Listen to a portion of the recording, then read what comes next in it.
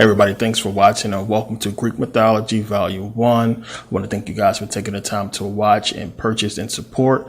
Really appreciate it. I'm actually back here in Vegas, as you can see, and I really wanted to get this out. This is a DVD. This is a video I've really been wanting to do for a long time.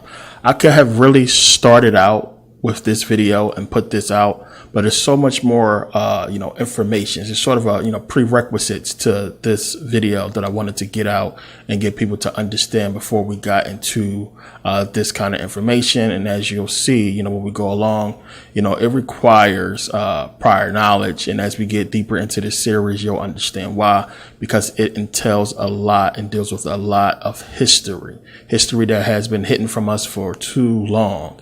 Now, it's crazy to me when you really pay attention and look at Greek mythology and you read the books and you understand what it's talking about, how people cannot make the comparison and make the connection with biblical religion and religion, all the major religions that we see today, for that matter, besides Buddhism. But you can understand that when people make the connection, as I have made the connection in my videos about the Hebrew Israelites, when I keep talking about the Greeks, dealing with this Bible, dealing with Judaism, when people make that connection and give you this kind of information, it is very clear. If you just read certain books and understand certain Greek authors and Greek scholars and what they talked about way back, BC time, they basically give you everything you need to know to understand exactly what happened in history as far as why and how the Greeks did what they did. So this is what we're going to get into, and we're going to look at Greek mythology to do so, and it's important. So what I want you guys to understand, and what I have talked about in the previous videos on all of this, is you got to understand one, the Greeks. You had the Greeks and you had the ancient Egyptians living peacefully in Kemet. That's a fact. This is something that nobody can deny. Everybody came into Kemet to learn. When people say that, this is not something that we have to speculate about and just say to try to brag as African people. It's a fact. It's something that they admit themselves, as well as the Romans and everybody else admit. Everybody came into Kemet to learn. Everybody came into Northern Africa to learn. Proven fact. So when you have this kind of relationship going on, you had the Greeks coming into Kemet and they was living there. They set up civilizations and they lived and they stayed and they learned from the Africans, and everything was fine. Everything was all well and good. It was a good civilization, as I talked about. Now you had other people at the top who had other plans for Kemet and for that knowledge, and they had other ideas for, that kind of information. So when you pay attention to the Persians coming in to Kemet and taking over, the reason why I said before that this was an inside job, because one, you have to understand, there is no way that the Persians will have attacked Kemet if they did not know 100% for sure that the Greeks would not intervene.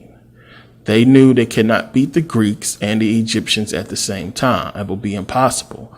When you understand the close relationship between the Egyptians and the Greeks, you would think that, well, if I attack them, then the Greeks are going to intervene. Not to mention, you have the port in Phoenicia that I talked about in Ancient History Volume 1. You had everybody using that port, and the Phoenicians there. You had the Greeks there. And for the Persians to come in into attack would just be stupid unless they had a guarantee that the Greeks would not intervene. So this is why I believe it was a setup and the Greeks were involved. We only have one account of the Greeks actually trying to help the Egyptians during this time. And they sent out a ship to help, and the ship would sink. So it just doesn't fit for the Persians to make this kind of bold attack on the Egyptians without knowing that the Greeks will intervene. And there's a lot of information about, the Persian king sending a word to Alexander saying, don't intervene, and that they're supposed to be related and all of this kind of stuff I talked about in Saturn and Satan series. So we know we had the Persians go in there and conquer the Egyptian territory. They would eventually conquer it. Remember, the Egyptians fought back, and we know that the Persians eventually prevailed. Then we know that the Greeks came in there and conquered the Persians. And that's another thing that's suspect, because remember, it is said that Alexander didn't even step foot inside Kemet before they actually conquered the Persians. So it was either possibly some kind of agreement that went on that the Persians would go ahead and conquer the Egyptian territory and that the Greeks would take over, or, maybe they double crossed the Persians or something like that. But the Greeks, who could have easily, helped the Egyptians after everything the Egyptians did for them, could have easily intervened and helped Kemet and, easily defeated the Persians, but they didn't do that, which shows clearly that their agenda was to allow Kemet to fall. There's no other way around that. Their agenda was to allow Kemet to fall so they can eventually get in there and get what they got from Kemet. And as Dr. Clark and Dr. Ben kept saying, nobody came to Kemet's aid. Nobody came to the aid of the Egyptians. After everything they did for the people and everybody who came in and got knowledge, nobody came to help them when they were bombarded with so many attacks from the Persians and then later the Greeks. So as I said before, it kind of sort of fits the MO that we see from our government today. We have, one, you can't, the Greeks can't just attack Kemet. They wanted Kemet. They couldn't just attack Kemet because, the Greeks lived there. You have people, Greek citizens who lived in Kemet, and it would have been suspect. It would have been like, what's going on? So to get another, group of people to attack them, and then the Greeks come in and say, well, we're going to try to help the Egyptians out and try to take the country back, and do what's right, sort of like what America does today. And, we understand that they started the whole thing from the jump. So this is what the Greeks did, same type of MO. So once the Persians came in there and took over, the Greeks would later come in and take over. And as I pointed out before, you got to understand that the people in those territories, I'm talking about stretching from Kemet, Egypt, all the way over to Lebanon. We understand Israel as well was a part of the Egyptian empire. So those people in those territories were African people, when the Persians conquered and when the Greeks conquered. So these are the people who they had, under their control. And you have to realize that these people were Africans. And as we can see, as I have shown you, they basically tried to get these people to worship them as gods. As I showed you the Serapis, Ptolemy dressed as an Egyptian. Now, we can go back and look. You're not going to find no depictions of Greeks dressing like Egyptians until after the Ptolemaic rule, until after they came in and conquered Kemet. So this goes to show, one, the fact that we have Zeus, Ammon, that we have Serapis, that we have all these Greeks trying to copy and mimic what they seen in Kemet, shows you that this is what they was trying to do. They was trying to get the Africans, the Egyptian people, to worship them as gods, and the Egyptians wasn't having it. And this is how I said to you guys how they came up and why they came up with Judaism. So one of the main things I want to point out to you and show you is how it's the fact that they hid all of this, inside of the Torah. They hid Greek mythology in biblical religion. And when you understand Greek mythology and what it's speaking about, this is easy to see, clear to see. So you gotta get people to understand, one, because get this argument a lot. Greek mythology predates any biblical manuscript that we have, including the Septuagint. Greek mythology goes back to at least 1000 BCE. So we understand that, no, the Torah did not exist. The Bible did not exist. No proven biblical manuscripts existed before 1000 BCE. Period, point blank. So we can just end that noise right there, because you'll get a lot of people that say, what are you talking about? The Bible predates Greek mythology. Only in the Bible. Only in the Bible. There's no document nobody is going to produce that they're going to give you any kind of manuscript that's going to predate Greek mythology. period. So suffice it to say, the stories and the stuff we're going to talk about here predates anything biblical. And when you see that, and since we can prove this fact, you have to only come to the conclusion that this is where your biblical religion came from. And this is where Greek mythology stole their stories from ancient Kemet, as you'll see. And all of this stuff, as we've been saying for years, goes back to ancient Kemet. So now, first thing I had to do when I started getting into this information over 15 years ago was to try to figure out what was the origin for biblical religion. What is their explanation of where this stuff came from? And as I talked about before, it goes back to Ptolemy II Philadelphus. So when you get into the letters of Aristeas, and it's talking about, Ptolemy II Philadelphus basically commissioning 6 Hebrew elders, each from the 12 tribes of Israel, to come to Alexandria, Egypt, to do a translation of the Hebrew law to Greek. And they supposedly did this translation really fast, and this is how we get the Septuagint, Greek. So this is the official explanation for where the Torah began. Now, when you start looking, many people give you the biblical explanation that is not proven. So this is where the whole misconception that, the Old Testament was written in Hebrew, this is where all that comes from. So you have a lot of people walking around with that knowledge and repeating that, the Old Testament was written in Hebrew, not Greek, but there's absolutely no proof of that. This is what is said in a book. This is what is said by scholars, but it's no proof. We have no proof whatsoever of a Hebrew manuscript that has existed that predates the Septuagint Greek. So the simple fact that you have the Greeks involved, and when you start getting into the stuff that we're going to talk about, it's all suspect. So we put that on the table first. You got the Greeks involved, all this stuff still surrounding the Greeks, the very people who conquered Kemet. Think about that. The very people who was forcing Hellenization, the very people who was trying to push Serapis and all these gods. Think about this. This is the part that has me baffled with people like, what the hell is wrong with y'all? When you go back and look at history, you see the Greek hands in everything. Their hands are in everything. Everything dealing with biblical religion, everything dealing with pushing any kind of ideology was coming from the Greeks. You have nobody talking about these Jews or Hebrews. Everybody's talking about the Greeks.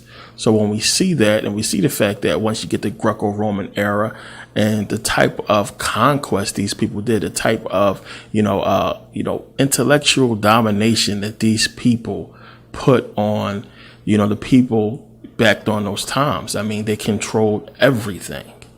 And this is all the stuff you have to take into account. You have to just take into account and listen and understand that when you're going back to ancient times, to BC times, you're dealing with the Romans, you're dealing with the Greeks, plain and simple. So we got to keep that in mind. So now there's no way that after you see this video, you're going to have any more doubts about this stuff. There's not too many people talking about it. I don't see too many people that's going to be giving you this kind of information that we're going to get into in this DVD. And it's a lot of people that don't really get deep into what this stuff entails, which we will. So plain and simple, there are 7 Greek poets, scholars, historians that you need to read and understand to really get all this stuff. 7. You got 3 P's, you got 3 H's, and you got a D. There's actually more, but I'll go with this 7 because these are the 7 that I researched, that I got my information from, as far as putting these pieces together and looking at what is proven or what they have out that is proven. And it's no way that you can read this stuff and understand that, one, it predates biblical religion and not make the connection. So we have Plato, we have Plutarch, we have Pindar, we have Hesiod or Hesiod, however you want to pronounce his name. We have Herodotus, we have Homer, and we have Diodorus. If you pay attention to those 7 poets, scholars, historians, researchers, whatever you want to call them, they have all the answers. We can throw Virgil in there as well. They have the answers. You pay attention to what they wrote and the information that they put out. I mean, it's no way you can look at just Hesiod and Herodotus, Diodorus, the people who was around during this time. We're talking about before and after Greek conquest. people who was there to see the Egyptians and understood what they looked like and what they was doing, and people who understood what took place. Diodorus understood what took place, and that the Greeks was basically portraying themselves to be ancient Egyptians and hiding all of their mythology and religion or what have you within the Greek mythology and within religion itself. All this stuff is revealed in their books. All this stuff is out there for people to basically take in and read. And if you don't, then you're going to have a lot of questions. You're never going to be able to put this stuff together. Luckily for you, I did all the hard work, which I expect you to do your own research. But after this, you won't have to. So now understand, as I have been saying, the Bible, the Torah itself does not predate the 4th century BCE, period. This is around the time when you had the Greeks develop the religion. It does not predate the 4th century BCE, which is why they had to put in the Bible that God destroyed Israel a whole bunch of times so they can account for the lack of evidence, the lack of bodies. So he destroyed, Jerusalem and Israel so many times or what have you. What about the bodies that was under the ground already from the people that was, dead? Why would you destroy dead bodies again? How come we're not digging up any Hebrew bodies or finding any Hebrew ruins of civilizations? So this is why they put that stuff on the Bible, so they can try to explain why we can't find any Hebrew civilizations, any ancient Jewish civilizations that predate the 4th century BCE. Plain and simple. So this is why stuff is in there. So now any so-called ancient Hebrew artifacts that they find, any kind of artifact that they find that has so-called ancient Hebrew writing or Paleo Hebrew or what have you, any of that kind of bullshit that they find, it belongs to the Phoenician Canaanites. Plain and simple. It belongs to the Phoenicians or the Canaanites, and they're trying to pass it off as Hebrew. That's a fact. There was no such thing as no damn Jews or no Hebrews during that time. So this is why they get into the whole Paleo Hebrew, because they know, one, that the Greek language developed from the Phoenicians, and that the Hebrew language supposed to as well develop from the Phoenicians. But how is that possible when, the first people supposed to be speaking Hebrew and Moses supposed to have spoken Hebrew? What is that all about? You get two different stories, conflicting stories from Bible scholars who, one, people would say that the Hebrew language developed on its own. It didn't come from any other language, that Hebrew was the first spoken language. And then you get people who will say, well, Hebrew had to develop from the Phoenicians. And this is why we get this whole Paleo Hebrew, because they have to attach themselves to something to give them validity. So when you see any kind of artifact or anything that is so-called Paleo Hebrew or what have you, it's Phoenician, it's Canaanite, and they're trying to steal it. That's a fact. Besides the ancient Egyptians, the Greeks was the first to speak about God's walking among men. God's walking among men, people praying to gods for material things, people being punished for sins or what have you, people going to an underworld, people going to a heaven. Outside of Kemet, the Greeks were the first ones to do it, and they were the first ones to put their stuff into an organized religion or organized practice that we call Greek mythology. Plain and simple. When you understand that fact, it's not hard at all to understand what has taken place and what they've done. And, this stuff is ridiculous to me that you have the whole world deceived by this. And it just takes reading 2 books to figure out what they did. Knowing history to figure out what they did is frustrating. So when we get through this video and you see and you look at this stuff, it's so easy, the way I'm about to put it to you, that it almost seems unreal. That it's like, it can't be that simple. It's not, but it's going to look that way. But if you don't speak ancient Greek, if you don't know about this stuff, if you don't have the time to really dig into this kind of information, you're just not going to get it. Couple that with the fact that you have so much enforcement and so much to back up the lies of biblical religion, which is why it's hard for a lot of people to get this. And a lot of times when you look at the debates and arguments, the whole thing can be settled with them just going back to Greek mythology and destroying anything biblical, which I'm about to do here. So you have the Greeks talking about worshiping gods and gods coming down and mingling with men or what have you. And you understand that the world at that time, the world during that time, was really caught up in, spirituality. They was trying to figure out where it came from. It was a lot of interest in anything spiritual and anything that had to do with what was going on and how they got there. So they put these stories together, same as the ancient Egyptians did, to basically hide the science and math behind it, to make it more explainable for those in the mystery schools. And this is what took place. You had the people in the mystery schools understand what was being said. And if you want to give people knowledge and just say, well, maybe you're not old enough to understand this stuff, so I'm going to give it to you in little stories to give you a meaning. When you read a bedtime story to your child, you give them a story, but in that story is a moral to the story. So this is what these mythologies was about. They was giving you stories, but the moral to the story had to do with the origin of life, how we got here, and, science, math, physics, geometry, all this stuff is wrapped up within these stories. So this is what it was about. And this is what the Greeks copied from the ancient Egyptians, who taught them, about all this stuff. So now let's get into this stuff. We know you have Genesis, you have the Bible, you have God creating the heavens and the earth in 6 days, rested on the seventh day. Days. So now if you read Hesiod or Hesiod, however you want to pronounce his name, if you read his Theogony, Works and Days, he explains how the gods created men in 5 different ages. So you have the Golden Age, the Silver Age, the Bronze Age, you have the Age of Heroes, and you have the Iron Age. A lot of you know about this already. But if you read the book, you should have absolutely no questions about where this stuff came from. So when you understand when you get into Works and Days, it gives you everything. And you can understand where they got it from. But when you get into Works and Days, he's basically breaking down Greek mythology as we know it. And you can see exactly where they stole a lot of the biblical concepts that they have. Got it right from Works and Days, which Hesiod wrote this, I believe, 700 BCE, long before the Greeks conquered Kemet, long before any biblical anything.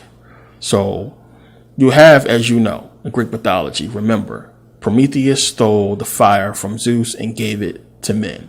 Now, a lot of people don't understand it was Prometheus who created men. Remember, Prometheus created men, which explains why this movie was called Prometheus and is dealing with the creation of human life. So Prometheus, the god, Greek god, created men. He stole the flame from Zeus.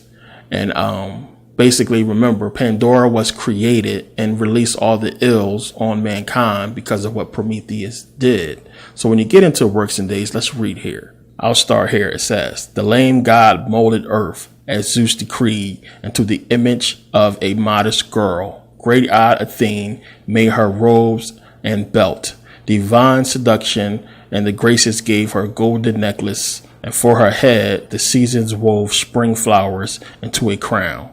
Hermes the messenger put in her breast lies and persuasive words and cunning ways. The herald of the gods then named the girl Pandora, for the gifts of which all the gods have given her. This ruin of mankind, the deep and total trap, was now complete.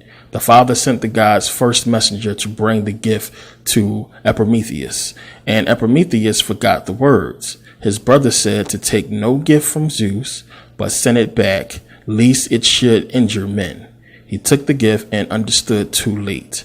Before this time, men lived upon the earth, apart from sorrow and from painful works, free from disease, which brings the death god's end. But now the woman opened up the cask and scattered pains and evils among men.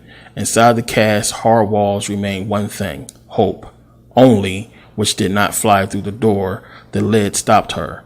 But all the others flew, thousands of troubles wandering the earth.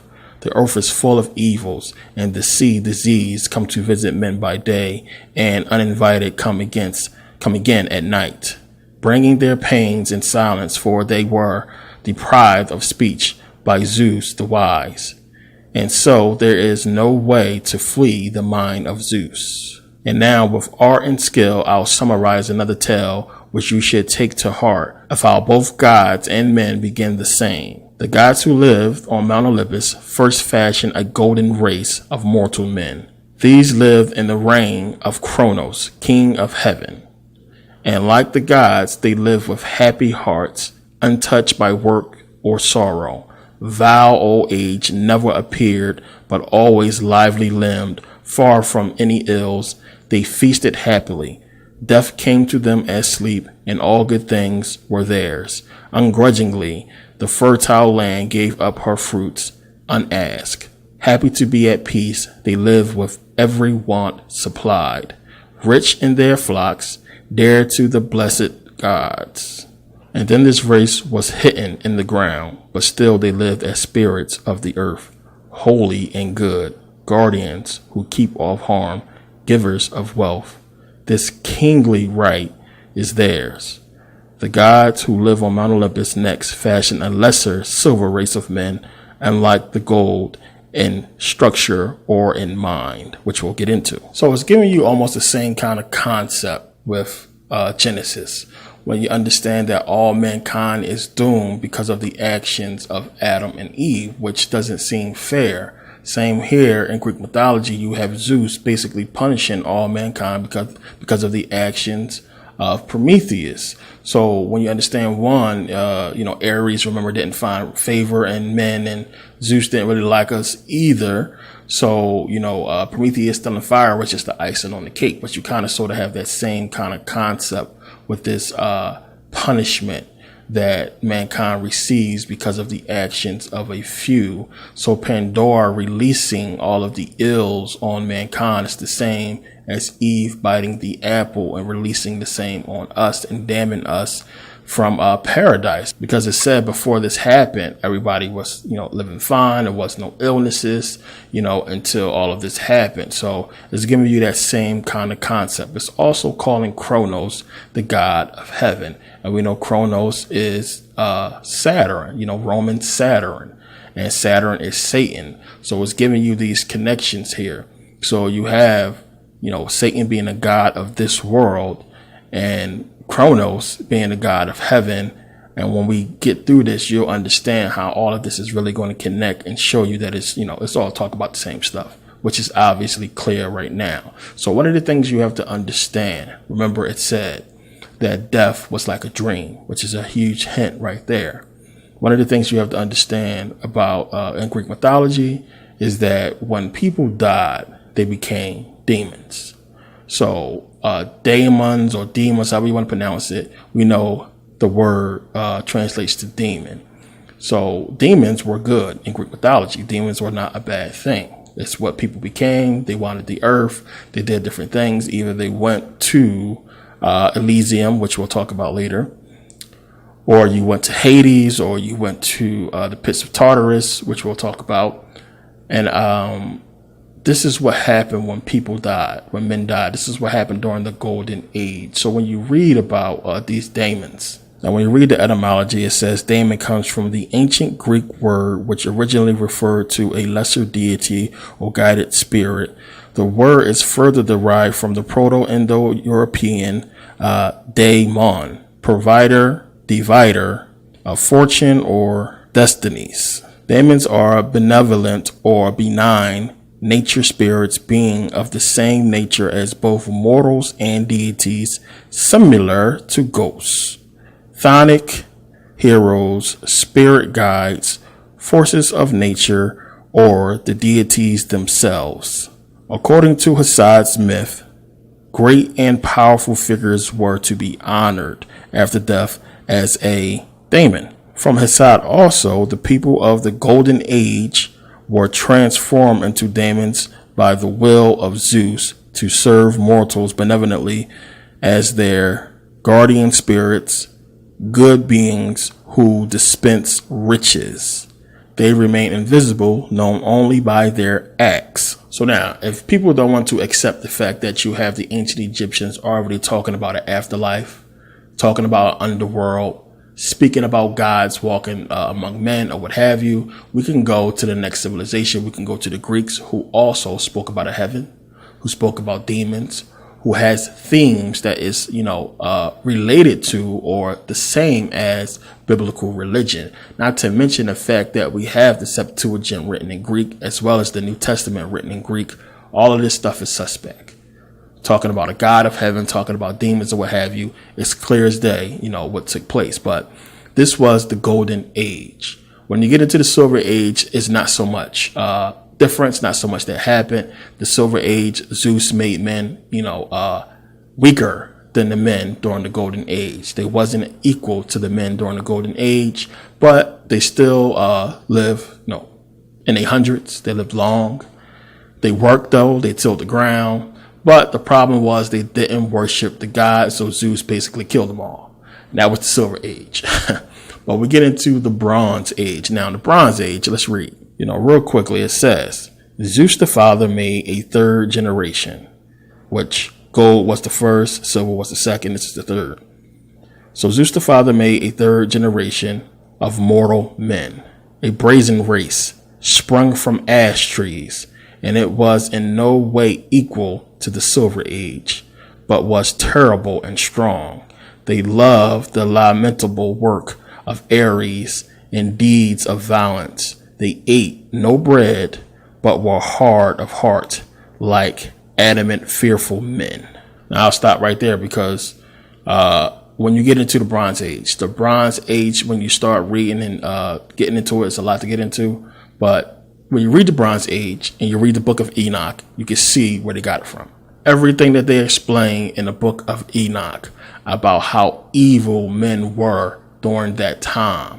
During that time, it was eating men, it was killing men, there was a lot of war, they was building weapons and everything like that. They wore body armor, they was teaching the men how to do crazy stuff. This is the same type of stuff when you get into the Iron Age, the Bronze Age, that was going on in Greek mythology. Same type of stuff. So when you look at even still in the Bible, when it's talking about right before the flood, what was going on, men was evil, every imagination, every thoughts of their heart was evil and wicked or what have you. And, God killed them all. It's the same stuff. So we can see right here in the Bronze Age, it's talking about wicked, evil men and what they was doing. Now, the part that you can't let slide, that a lot of people probably did when you start reading about this, is the part that when it says that men was made of ash trees. Ash trees. If you ever had one of those trees in your backyard or in your neighborhood, you ever see one of those trees when you shake them, you had these little little leaves come down like helicopters spinning. Those are ash trees. And those are the seeds actually from ash trees. But when you understand what ash trees are and the reason why they put ash trees in the Bronze Age, why it's talking about this in Greek mythology, is because ash trees has a taxonomic rank of genus like genes. So it has a taxonomic rank of genus, which taxonomic is basically a biological classification of, organisms and fossils. So it's talking clearly about genes here when it's talking about the ash trees. Now it says here, I'll skip down here. It says with age, ash may change their sexual function from predominantly male and hermaphrodite towards femaleness. If grown as a ornamental and both sexes are present, ashes can cause a considerable litter problem with their seeds. Ornamental. So ornamental basically mean if you're going to grow the tree to look at, to just have, what happens is when you have male and female present, their offspring, the seeds become toxic, become dangerous. So what happens is you start to see these holes, these spots appear on the leaves, and they basically destroy themselves and everything around them. So the seeds or the offspring of the male and female ash trees, the leaves being together, causes their seeds, their offspring, to be destructive and to destroy and kill. You get the hint? So plain and simple, when you look at this fact, why I said the ash tree and use that terminology to give you the same type of understanding. It's exactly what happened in the book of Enoch. You had the sons of God coming to the daughter of men. Their seeds were destructive. They killed They basically destroyed themselves and everything around them. This is the analogy. This is what it's giving you, the whole parable about the ash tree, giving you the same thing here in Greek mythology. So it's basically the same thing that happened in the Bible with the sons of God coming into the daughters of men and them producing these beings that was evil, that was basically destroying everything. It's giving you that whole parable with the ash tree and basically what happens when male and female come together and the destruction that they create, or their seeds create, I should say. So in the book of Enoch, in the Bible, what happened to these evil races of men? God destroyed them with a flood. And when you read Apollodorus, Bibliothèque, another Theogony, Greek mythology, the same thing happened to the people in the Bronze Age. They were destroyed with the flood.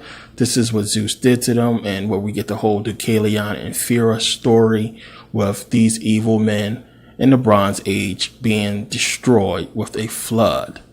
Clear as day, we can see the comparison with Greek mythology and biblical religion and see which one predated which, so we know where they got it from. So that's how basically the Bronze Age ended. You had so much death and destruction, war and everything or what have you. And the Bronze Age ended with that flood. Then we have the Fourth Age, which would be the Age of Heroes, or also called the Mycenaean Age. This is where Zeus made the demigods, like Hercules or what have you, or Samson. And the demigods were basically heroes out there, going out there and basically saving shit. So not going to get too much into the Age of Heroes. What basically end up happening is you have most of the heroes die. Trojan War and all kinds of wars that was created by Zeus to basically go out and do a lot of different things to basically help people out. And, one of the ways to get into heaven or Elysium was to be a hero. And this is where most of them went, to the Elysium Isles or the Elysium Fields. And that's basically how the Age of Heroes ended. But I want to get into the fifth and final age, which is the Iron Age, the age that his side is in. So now it says, far seeing Zeus made another race, the fifth, who live now on the fertile earth. I wish I were not of this race, that I had died before or had not yet been born. This is the race of iron. Now, by day, men work and grieve unceasingly. By night, they waste away and die. The gods will give harsh burdens, but will mingle in some good. Zeus will destroy this race of mortal men when babies shall be born with graying hair. Father will have no common bond with son, neither will guest with host nor friend with friend. The brother love of past days will be gone. Men will dishonor parents who grow old too quickly and will blame and criticize with cruel words. Wretched and godless, they refusing to repay their bringing up will cheat their aged parents of their due. Men will destroy towns of other men.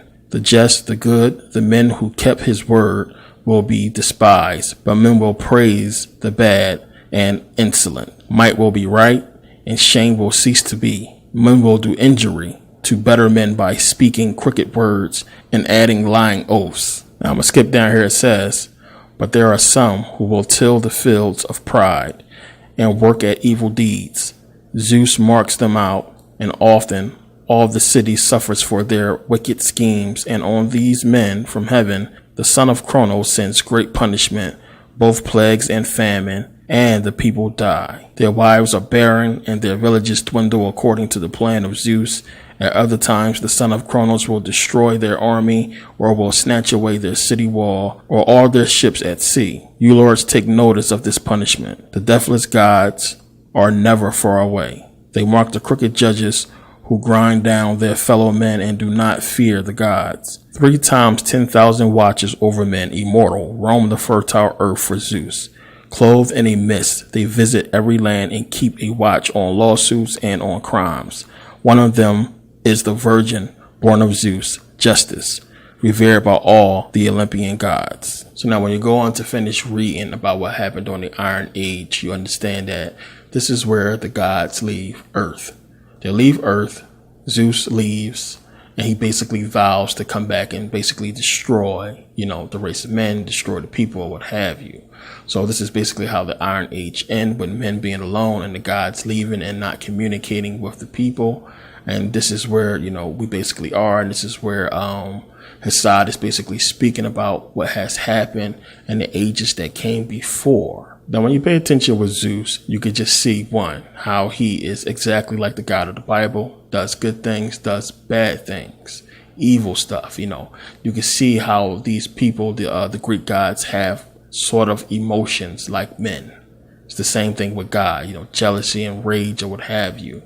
And you can see how, it's bad things that happen to the regular people. Same thing in the Bible. And when you just keep on reading the stories and understanding how you can compare them to Greek mythology, it's crazy. It's so easy to do so, to compare them, because a lot of the stuff just fits. The terminology, the wording is exactly the same in Greek mythology as it is in the Bible. So we know we have heaven and hell. You have Hades, you have Elysium. So remember in Elysium being like heaven, just like in the movie, Elysium was beautiful. And this is where like rich people live, and you had to be selected to get up there or what have you. It's the same thing. Elysium was basically heaven. And a lot of scholars, all of the people who I listed before, all of the scholars all wrote about Elysium and about what it was. So now this is what Pindar had to say. This is Pindar Odes. For those living a righteous life, the good receive a life free from toil, not scraping with the strength of their arms the earth, nor the water of the sea, for the sake of a poor sustenance. But in the presence of the honored gods, those who gladly kept their oaths enjoy a life without tears, while the others undergo a toil that is unbearable to look at. Those who have persevered 3 times on either side to keep their souls free from all wrongdoing follow Zeus's road to the end, to the tower of Kronos, where ocean's breeze blow around the island of the blessed, and flowers of gold are blazing, some from splendid trees on land, while water nurtures others. With these wreaths and garlands of flowers they entwine their hands according to the righteous counsel of Rhadamanthus, whom the great father, the husband of Re, whose throne is above all others, keeps close beside him as his partner. That is from the Odes of Pindar.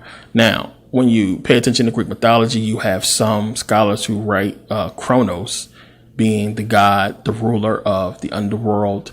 But Rhadamanthus basically roams the underworld and roams Elysium, I should say, but he is a judge of the underworld. Rhadamanthus, his name translates to soothsayer, to a person who conquers, one who conquers or what have you.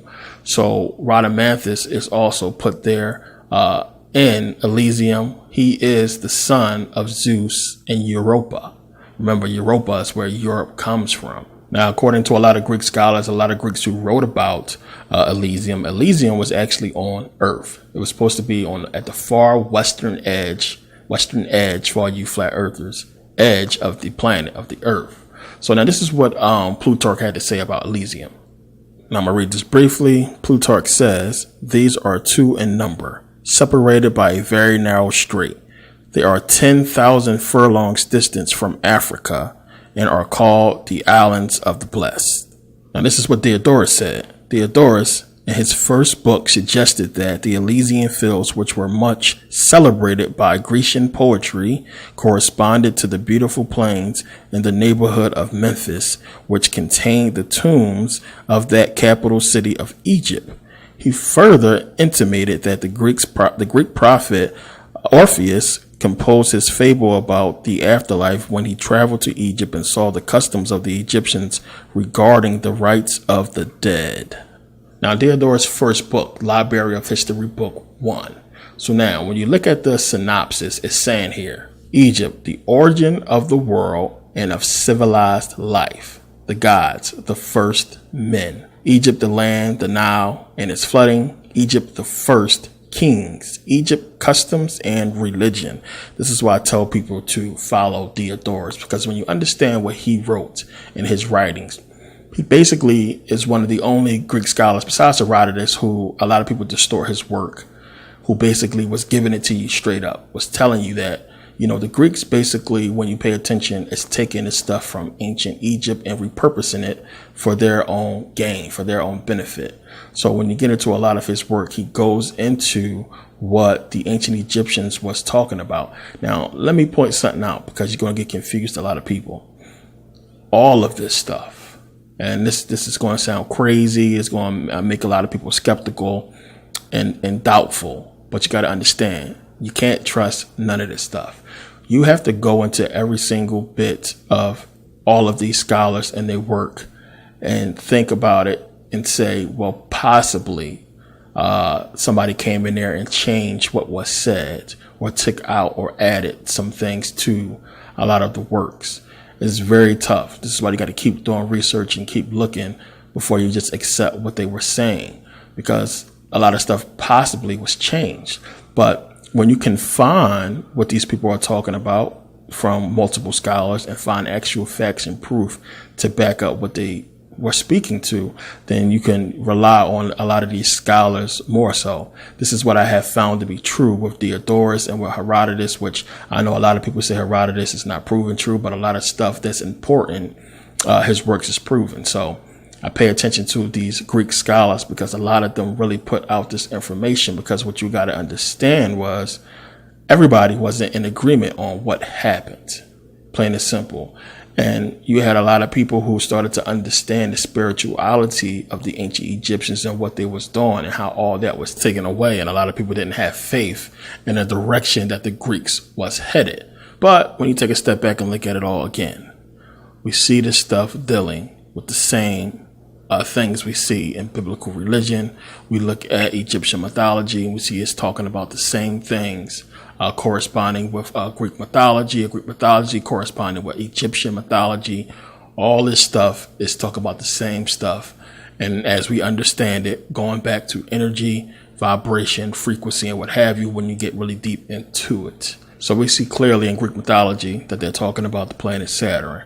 We see clearly that the moons of Saturn are named after Greek gods. All of this is pointing to Saturn.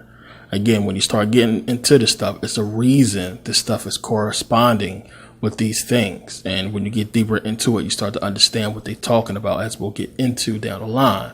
But suffice it to say that when you look at Egyptian mythology, that they are speaking about Saturn as well. And then, of course, they're not going to go and name it as Saturn. But since we understand that Greek mythology took from Egyptian mythology, we can look at it and say that they were speaking about the same thing. So, as I said before, when the Egyptians are referring to the sun, I believe they're talking about Saturn as a sun, and not about the sun we see when we wake up in the morning. Everything, all the aspects that they are speaking about fits Saturn being the sun and not our sun being what they're talking about, because our sun does not have an eye. Our sun does not fit with the description of the, the pineal gland and what everything is speaking to, as far as the Saturn looking like an eye and it having all the characteristics that fit Saturn that does not fit our sun. So clearly it's talking about Saturn. And don't get me wrong, you have the ancient Egyptians, of course, referring to the sun that we see today as well. You just have to understand when they're talking about what. Now, it's going to make a lot more sense when we get down the line and start talking about this more. But now remember, I talked about in Ancient History, Volume 1, the Phoenicians. And the Phoenicians' land being part of the Egyptian Empire. And you got to remember, the Phoenicians worshipped El, so did the Canaanites. So when we find El, we know we're talking about the Phoenicians. We know we're talking about the Canaanites, or the Phoenician Canaanites, and we know El to be Saturn.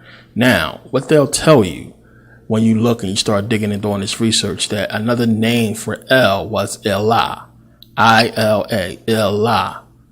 And again, this is why I tell you, do your own research. Don't pay attention to what these people say unless it fits, unless you can really get proof for it. Now, Elah wasn't another name for El. Elah was the moon. Elah is the moon god. This is what it's referring to. See, it says a rare spelling, Elah. No, it's talking about a moon god, the moon god. So we can also find Elah in Hinduism. So Elah in Hinduism is the progenitor of the lunar dynasty. So what is the lunar dynasty? It says lunar dynasty. In Hindu mythology, the lunar dynasty is one of the 4 principal houses of the Kshatriya Varna, or warrior ruling caste. This legendary dynasty was descended from the moon, while the other principal houses, the solar dynasty, claims descent from the sun. Then it says here Soria, or Sora, Soras. What are we talking about here? We're talking about Islam. So let's go back to Ilah and understand what Ilah in Hinduism, Ilah can change from male to female and vice versa.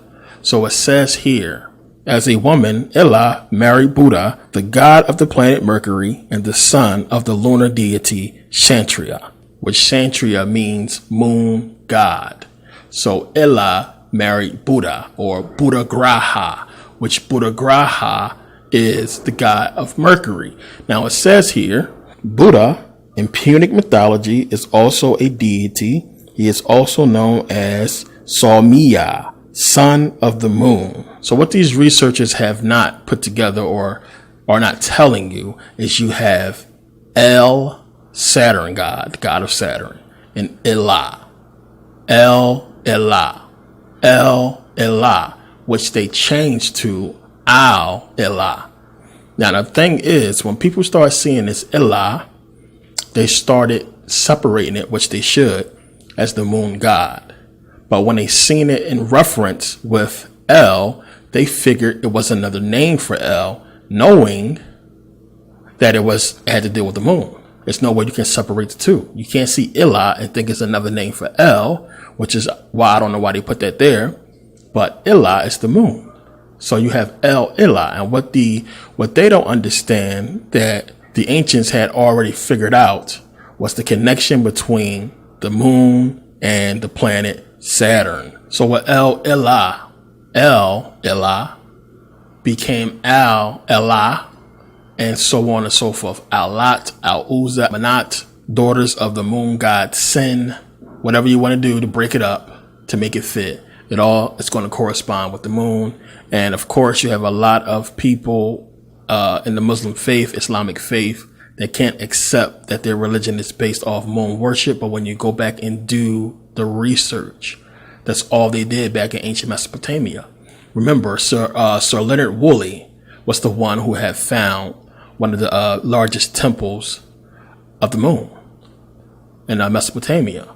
So they found all of these artifacts. This is where they found the statues with the dudes sitting down with the moon symbol on their chest. I mean, look at this stuff. There was finding this stuff all over the so-called Middle East. Worship of the moon. Look at the hands, the way the hands are together, like the prayer we see in Islam today. This is where the stuff comes from. It's ancient.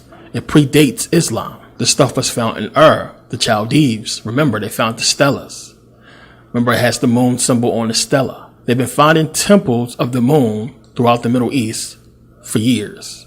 It's a bunch of them. They exist. They have existed for a long time because you had, for a time, as I talked about before, there was a time before the moon, before Earth actually had a moon, that so many ancient civilizations talked about. We know at the top of a mosque, they have the crescent moon.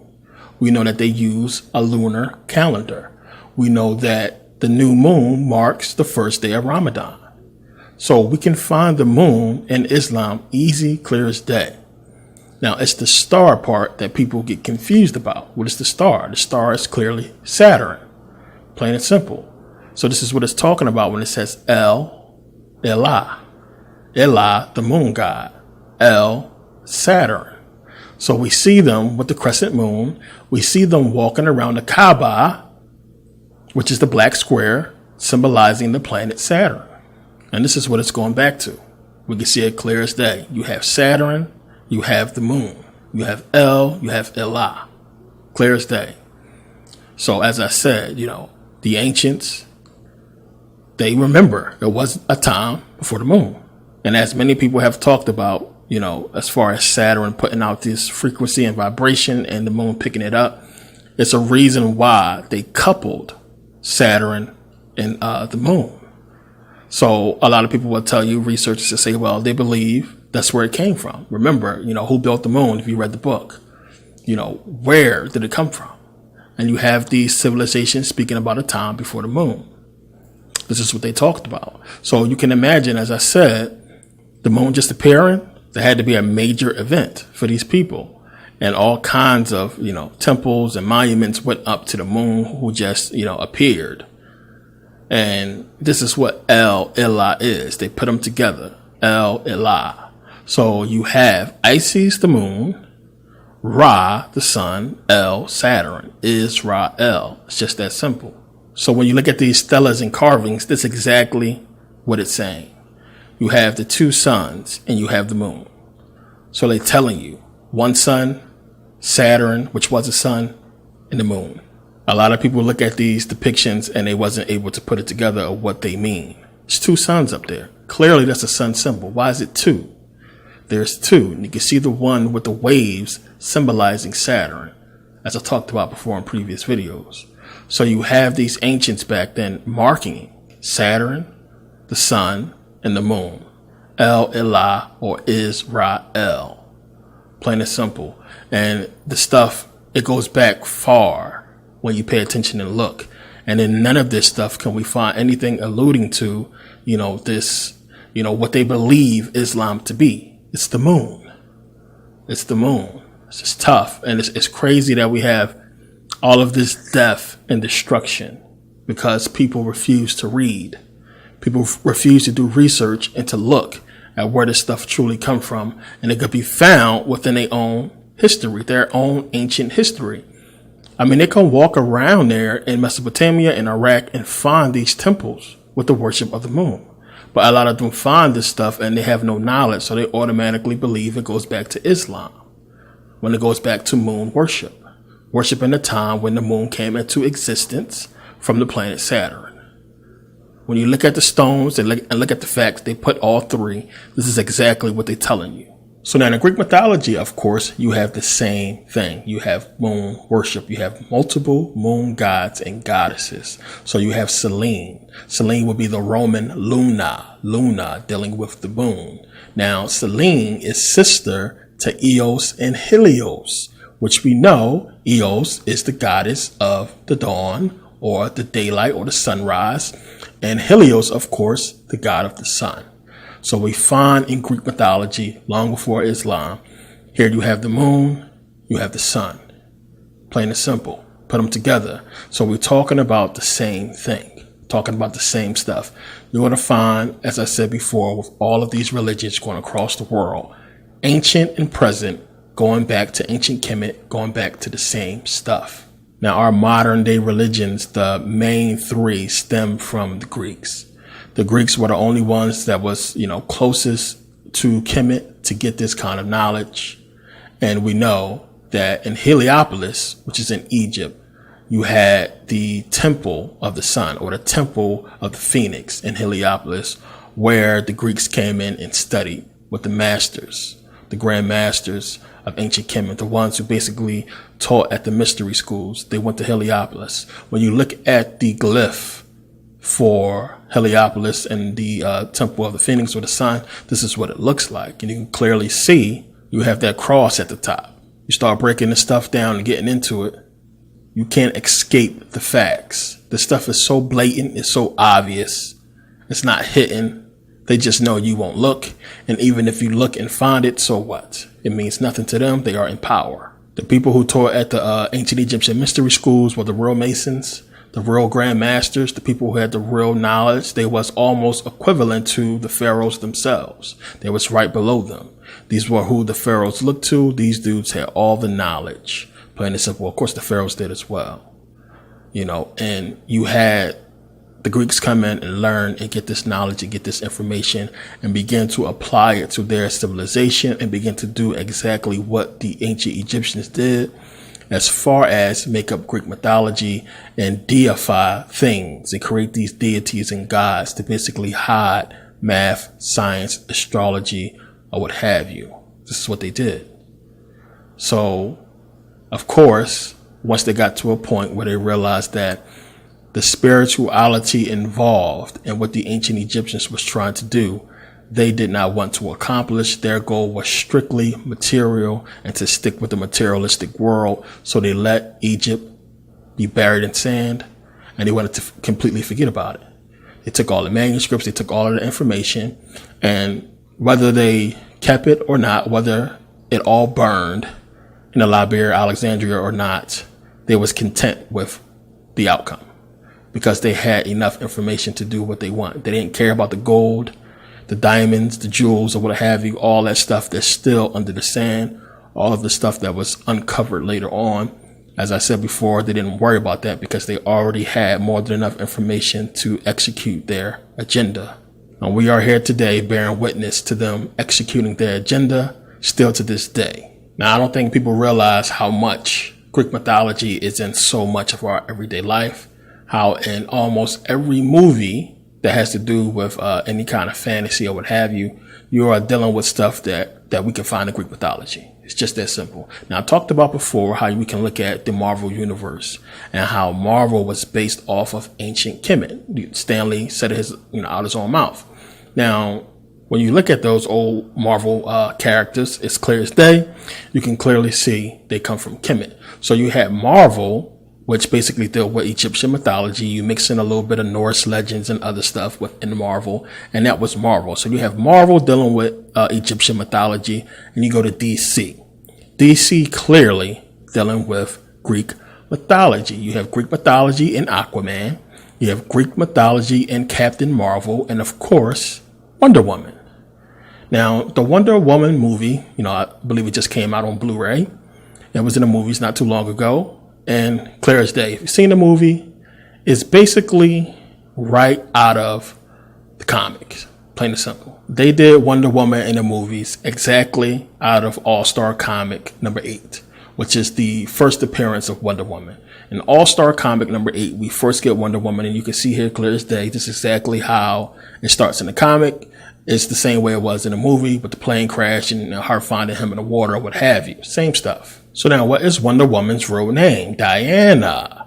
So some of you already know what I'm going to say. Some of you are already like, oh shit. Diana. Who is Diana? What does her name mean? Now, in the comic book, it says clearly she's going to be named after her grandmother, who was the goddess of the moon. Goddess of the moon. Look at her outfit. You got the moon, her name, Diana, goddess of the moon. Her outfit, you had the stars. So you have the moon, you have the stars. You look at her forehead. You look at the crown thing that she wears on her head. You have the sun symbol there, representing the star or the sun. Wonder Woman is giving you the planet Saturn. It's clear as day. It's giving you Greek mythology, even more clearer. Talk about the same stuff. Diana is the Roman and Greek goddess of the moon. If you remember in the movie, who did she fight in the movie? She fought Ares, the god of war. Ares. The whole movie dealt with Zeus and Ares and Greek mythology and everything like that. The Amazons, all that stuff. Greek mythology. It's giving it to you right there. Look at the shield that has the star. She has the star and the crescent, star and the moon. Her name is the moon. So we find this stuff in so many different things. It's always going back to Greek mythology. And the point I want you to get in this first part, because there's so much more we're going to get into in this series, so you can see clearly, one, what the Greeks have done and what they're doing, what they have shown us so far, which is crazy. So much that they put out there. But if you don't get this prerequisite and understand this stuff first, it's not going to make sense later. Trust me. I'm going to put it together so you can really get this stuff. But the Greeks had so much to do with, of course, our civilization and how things unfolded, after Kemet fell and after they took over. And we see it everywhere. We see it in so many places. And, once I start really getting into the information, I start picking up on so many different things and looking at so many different shows and seeing Greek mythology all over the place. It's everywhere. Now, the thing is, a lot of this stuff probably has been brought to some religious people's attention, but not so much in detail. But a lot of people, again, because we have seen Greek mythology so many different times, we have been taught about Greek mythology in school, but not in depth. And a lot of people just write it off. Nah, it can't be Greek mythology, nah, because they wouldn't have told us about it. But it's Greek mythology. You go back and you put it all together. You look at the fact that we get the inception of biblical religion from the Greeks. They wrote both books, Old Testament, New Testament, Torah, Bible, written in Greek first, then translated into Latin, which the Romans held on to it in Latin for a long time. But all the ancient manuscripts are all in Greek. Not a coincidence. I mean, what else? I mean, it's so clear. It's so clear. And the more you get into the information, the more you see it clear as day what happened here. So it should be absolutely no doubt in your mind anymore about biblical religion, if there was, as far as to where this stuff came from. I mean, you can go find this stuff on vases, thousands of years old, still in museums to this day, Greek mythology. So we know we have these vases that go back, 800 BCE, 300 BCE, 400, goes all the way back to ancient Greek times with these, inscriptions or depictions of Greek mythology and the Greek gods, showing you how old this stuff is, the fact that it's in museums and that it predates anything biblical. It just kills it. So we don't even have to go to the manuscripts themselves of Homer and of Diodorus, of Hesiod, I should say, and look at what people like Apollodorus talked about, and Virgil, who lived more closer to towards the time Christ supposed to live, I should say. And these scholars, these poets, Homer, they put all this stuff out there. This was their doing. And remember, the same way it was with biblical religion, or I should say today with movies more so, how you get these people that are knowledgeable, that have this knowledge, this occult knowledge, and they understand how to hide it within their stories, within their movies. And that's what it's all about. That's what it's about. And as I said before, it's not for us to get the hidden meaning. It's for us to just watch the movie and enjoy the bullshit, the fairy tale story, to get you all caught up and emotional in the story and give your energy to boosting the lie and the deception. Because that's all you're doing. Giving your energy to the story, getting immersed within the story, and you giving your energy to the lie, keeping the lie going. Instead of looking at it and your energy going to the truth about what it's really talking about. And if you have everybody energy going towards the truth and what it's talking about, the truth will be revealed. But instead, you got people emotional about a story that's not true. As I said before, if you're looking at movies, if you still get scared by scary movies, then you are not fully awake yet. If you can't comprehend on a conscious level that these people are actors and they are on a set, there are special effects, CGI, motion picture graphics going on here that is put there with makeup and, music to scare you out of your energy. And when you're conscious of this and you're conscious enough to understand, what's going on, it doesn't affect you. It doesn't bother you. Now, and of course, if something jump out of nowhere, you're going to, it's just normal reflex. But you get me watching a movie, see the credits roll, see it start up, starring such and such or what have you. Your conscious mind know it's a movie. It's actors.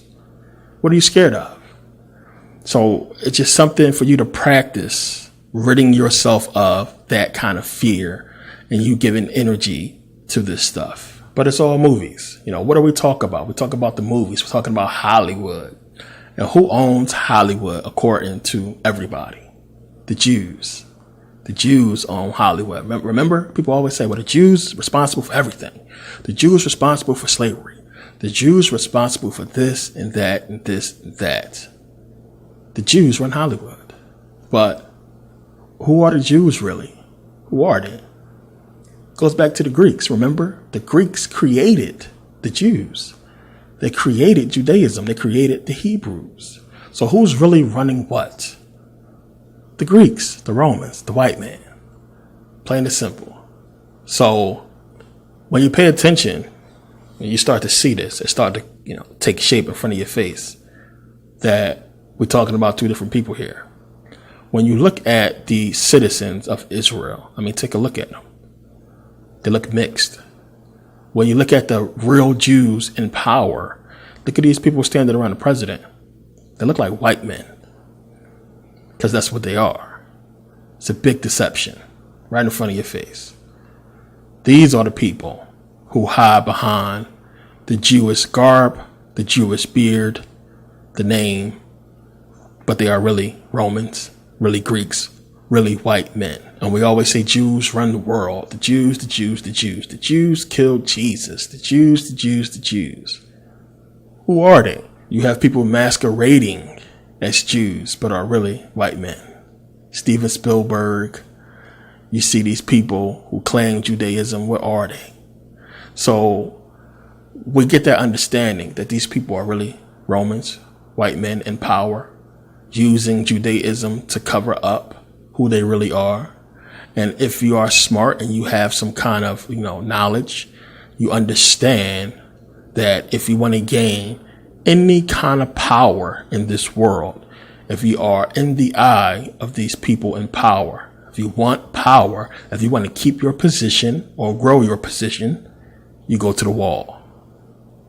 You go to the wall. And it's a saying that they say in circles, in esoteric circles, go to the wall. What is the wall? The Wailing Wall. All you got to do is pay attention to who has been to the wall. Who goes to the wall? Everybody goes to the wall. Your presidents, they go to the wall. Bush, Clinton, Obama, Trump. Actors go to the wall. Mick Jagger goes to the wall. Morgan Freeman goes to the wall. Look at these people. Even Mini-Me, Vern Troyer at the wall. Omar Epps. Everybody goes to the wall. Now look at this knucklehead Tyrese over here at the wall acting the fool, acting. And then he goes and put this on and go to Dubai and act some more. But Tyrese is smart. He knows what he's doing. He knows that those presidents have done the same thing. They have went to the wall and then they went and bowed their head before the Saudis. It's a game. There are rules. And you got to understand how this stuff works and who is really in power. It's a big front, big, mask, shroud that's over the faces of the unconscious people of this world. And even over the face of people who believe they are conscious. It's a lot you're not seeing and don't understand. And I'm different from everybody else because I understand. I get it. I understand. It's not so much as trying to do what these people are doing. It's an understanding. It's a way you have to move when you deal with certain things. There are rules, unspoken and unseen, that you better know. And this deals with just universal law itself, deals with karma. It's rules. And it's tough to get. You have to dedicate yourself to this kind of information and knowledge. And people are just not willing to do it because they don't have the time. Or they feel it's not important enough. But, I have dedicated a large part of my life to it. On the long plane ride over here, 10 hours, I got a straight flight from Copenhagen. But, I thought about this whole thing and I was like, damn, you know what? I believe it's time because I've been waiting to do this DVD for a while, but I wanted to get this part out first because it's going to be more to get you to understand what's taking place and what these people are doing and how they stay in power and who is really in power. So we know, of course, you had the Greeks conquer the Persians who conquered the Egyptians, and we know where the Romans came in later and would conquer the Greeks. But they didn't really conquer the Greeks because they're basically the same people, when you really think about it. So you get the whole Greco-Roman era.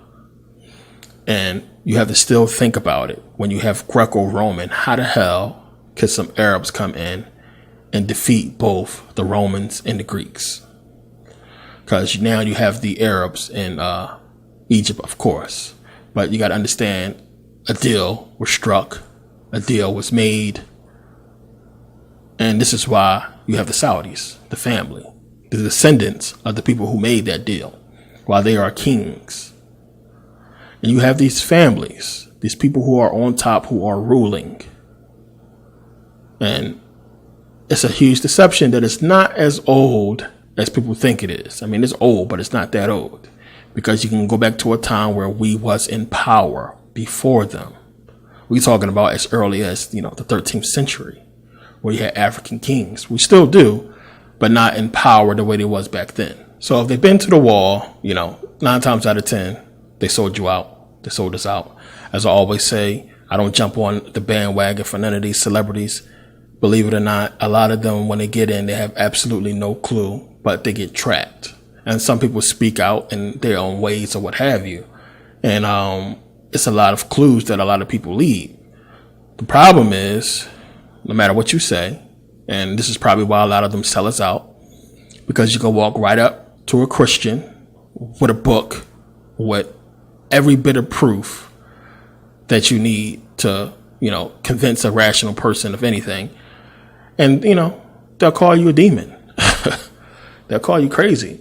No matter how much proof you put in people's face. I mean, the stuff that we're talking about here, if we try to explain it to people, they just won't accept it. And a lot of people get so scared by this kind of information that they run from it. They want to run back to their safe life where they work a 9 to 5, where they come home and cook dinner and struggle to pay bills and hopefully get a vacation once a year or what have you. And to them, that's fine. To them, that's okay. They don't mind that life. They don't mind living that way. And this is exactly what the powers that be, had planned, that they give enough. They leave the door open so you can make a way for yourself, so you can have some kind of life. But if you want to get to the good stuff, as you see, you got to be lucky. You got to work hard. In any case, you're going to be aiding their agenda. It doesn't matter, because you have all that money. You're going to spend it, so you're going to help them out. You're going to do stuff with it, so you're going to help them out. You become an actor, a doctor, a lawyer, sports agent, or a sports athlete, or whatever. You're part of the system, which is why, again, they put in the Bible, get out of this world. Do not be in this world. Do not lust for money. Forget money. Don't be rich. Separate yourself from all this stuff, because they're trying to tell you something. And it's tough, for people to grasp the concept and what this stuff is really trying to tell you in biblical religion. The fact that they even put this stuff there to give you the actual truth. I mean, it's crazy, but they know that they put enough out there to lure you in, and they understand that there's no way you're going to choose the latter. You're not going to truly pick Jesus and his laws and his words, because if you did, you wouldn't be in church. You wouldn't be in the city. You wouldn't be, online or anything like that. So they know what they're doing. They know what they did. So, we go look at the wall, Will Smith, Justin Bieber, so many celebrities that you can find went to the wall. And that explains why they are in the position they are in and why they have the status that they have. Careers going down the drain, or, you're not getting enough roles, or you want to, get some new movies or what have you. You go to the wall. Go to the wall. But understand the people behind the whole thing are not Jews. They are perpetrating themselves to be Jews, to be Hebrews, but they are really Greeks. They are really Romans. No such thing as a Jew or Hebrew. So you had, and this is one of the few victories that we've had, because you have people like Arius, who spoke out, and other people who spoke out and told the truth about what was going on. The ones who were real historians and really understood the Egyptians and Greek mythology and what these people basically was hiding in biblical religion. But what was supposed to happen, believe it or not, is that something I'll talk about down the line when we get into these people. But what was going to happen is you had the Rothschilds. The Rothschilds, who they call a holy family, was basically going to come out. Supposed to have been in 2000, I believe, was supposed to come out and reveal themselves as being the heir or the bloodline of Jesus Christ, believe it or not. And it was going to come out and explain that to the world and come up with this, whatever they was going to do, that was going to somehow bring people more closer to the religion and more closer to whatever agenda they had planned. But obviously, clearly, that was, ripped to shreds. And we have a lot of people to thank for that. A lot of researchers who lost their lives, who lost their careers, who put out so much information. Because as I said, when you understand ancient Kemet and what was going on, you have a lot of people who understood the true spirituality of what the civilization was trying to do and where it was headed and where we would be had they remained in power. And they see the direction that these people are trying to take us in. And it is completely devoid of true spirituality. And it is filled with a bunch of perversions. Plain and simple. These people cannot get the kind of spirituality the Egyptians was trying to achieve. So you see, everything is perverted. Everything is headed more towards a technological future. That's going to be dealing with technology. They are already building the androids. They're already building all kinds of synthetic software, all kinds of neural programs that's going to have us using our brains to interact with machines. This is the future that they want. Because this is all dealing with material. When everything they're trying to do can be done spiritually if they allowed us to develop. But they can't reach the potential that Africans can reach. And if we all decided to go spiritual, Africans will reach a high point of power. Theirs will plateau and will cease. Ours will continue to grow and we will be where we were. And they know this, which is why they don't want to kumbaya and hold hands and go spiritual, because they know the Africans would reign supreme if that ever happened. Just that simple. And it's going to be tough for people to accept. But,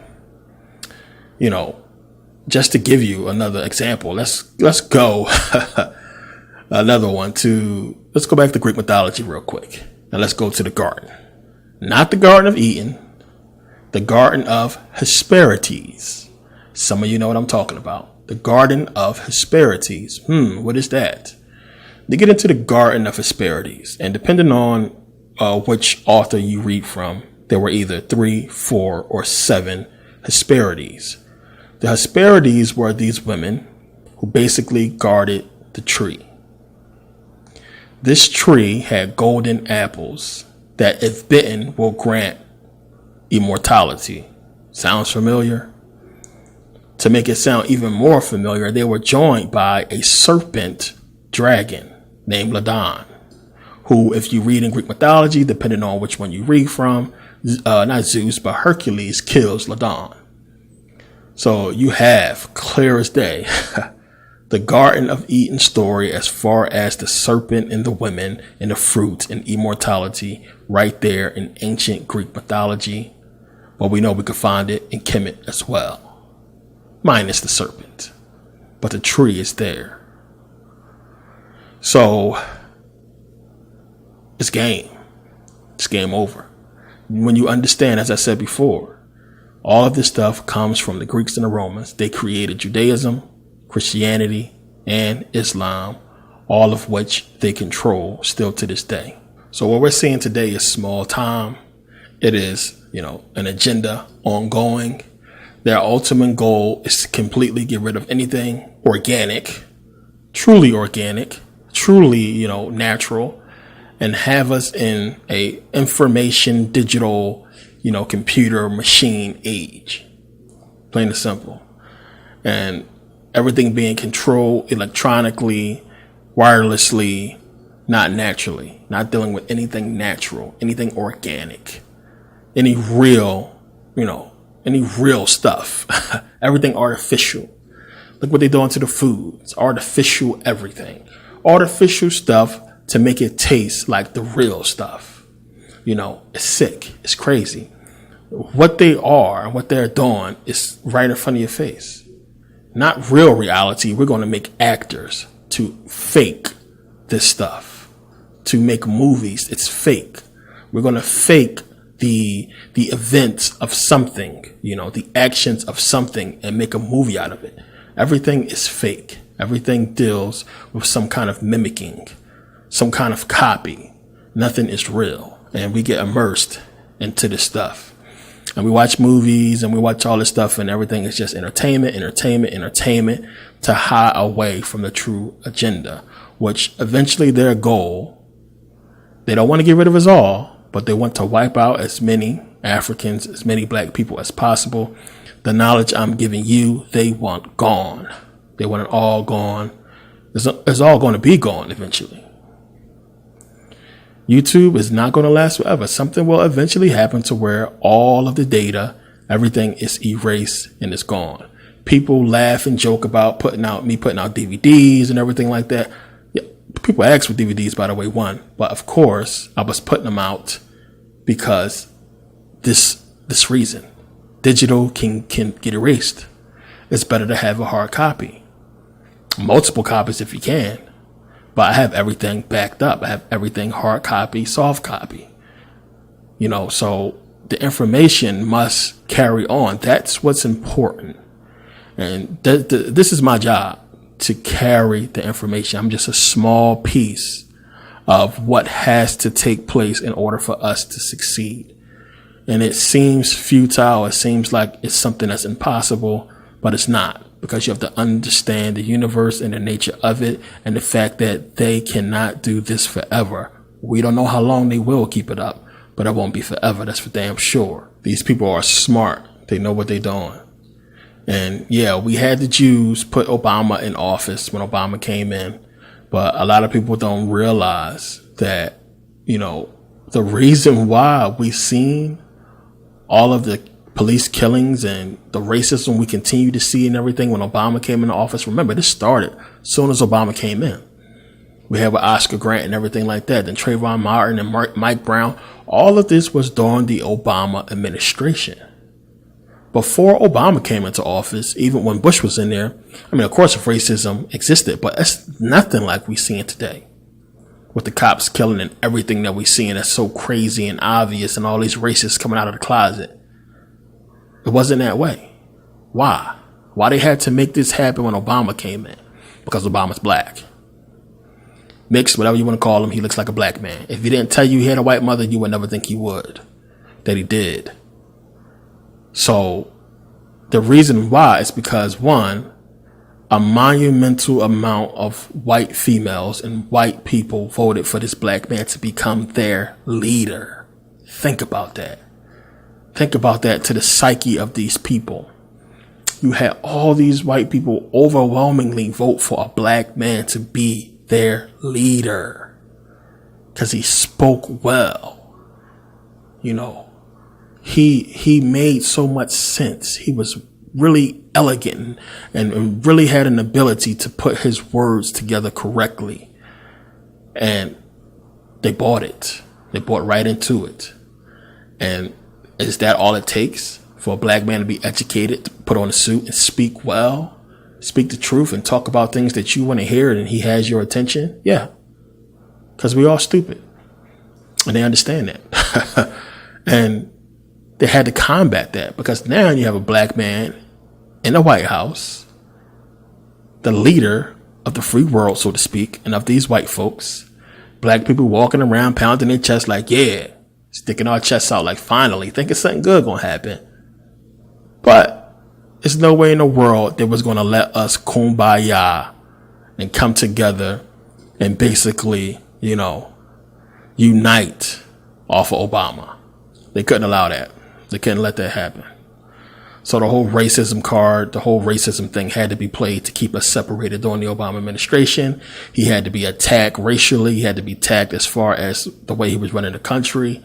And there had to be this separation, or else, because black people are so trusting and we want to be involved with everything, black people was going to look at this and just, run with it.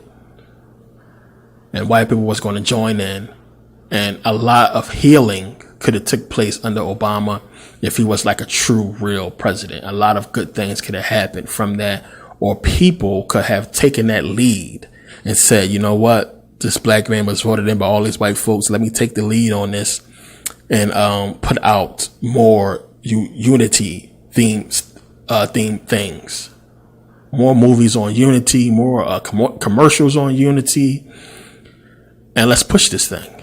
They couldn't allow that to happen. So they pressed the panic button, pressed the racism button at the same time, and everything has been, going on ever since then. Because Obama truly could have united this country if he was a real president and he really controlled things, if things was the way it's supposed to be. He had the power to do that, and white America was basically saying, we are ready for it. So what all the shootings did and everything after that, all the racism did was completely destroy decades of black people and white people building a relationship where we can actually live together. And, black people showing that we are just as good as anybody else on this planet, that we are not who you think we are because of the media. And we was able to kind of sort of showcase that and say, this is what we can become. This is what we can do if given a chance. And they didn't want that to apply to the rest of black America. So now they poking us, trying to get racism out of each side. And they are doing so successfully. Divide and conquer. This is how they beating us. So when you step back and look at it all, you understand one. Basically, what they did was choose Israel as their base of operation. Plain and simple. You have Rome, of course, but Israel is basically the hub where they come together, where they basically control everything from. It's all about Israel. This is why Israel was important. This is why they chose Israel. This is why Israel is doing all that it's doing, and why we send them billions of dollars every year. So you go to the wall, and they're running everything from there. And the people that's there now, the citizens, have absolutely no clue what's going on or who they are. You have so many people that was born into these religions, into these civilizations, believing this stuff is absolutely real, and they have no clue. And it's nothing that you and me can say that's going to bring them out of it. It's just how it is. This is real damaging information in this video that only a few people are actually going to get and accept. But if you are real with yourself, it's clear as day. You can see it clear what has taken place, who has done it, and what the agenda is. And, as you continue to do more research and watch the series, you'll see a lot more, like exactly how deep this stuff goes and how it's spread to other civilizations and why it seems as if they are all in on this. And they are. So now these Greeks and these families that's in power have everybody food, and you have so many people blaming the Jews and not realizing that they are the same. The government, the Jews, all this stuff is all connected. It's all one and the same. It's all connected, and now you can see how. And it's crazy, but it's the same. You can't separate the Jews from this white man. You can't separate the Jews from the powers that be. It's one and the same. Same power structure, same people. And we could trace it all back, to Greek mythology. When you just start from Greek mythology, you work your way down, this is the conclusion you're going to come to. And you're going to see it clear as day, and everything is just going to make more sense. It's just like doing, being a detective, doing a forensics analysis, putting together the pieces and, getting all the clues together. And this is what you're going to end up with if you really take the time to look. And they know that we're not really going to take the time to look. And even if we did and we found out every single thing, so what? Good luck convincing the rest of the world. Good luck getting the power structure together to do something about it. Good luck uniting the people to help you. And this is where we stand. I could talk to them blue in the face. I could tell you everything, which I will. What is that really going to help? It's going to take a lot more lifetimes to fix this. And my information, believe it or not, is to prepare you for then.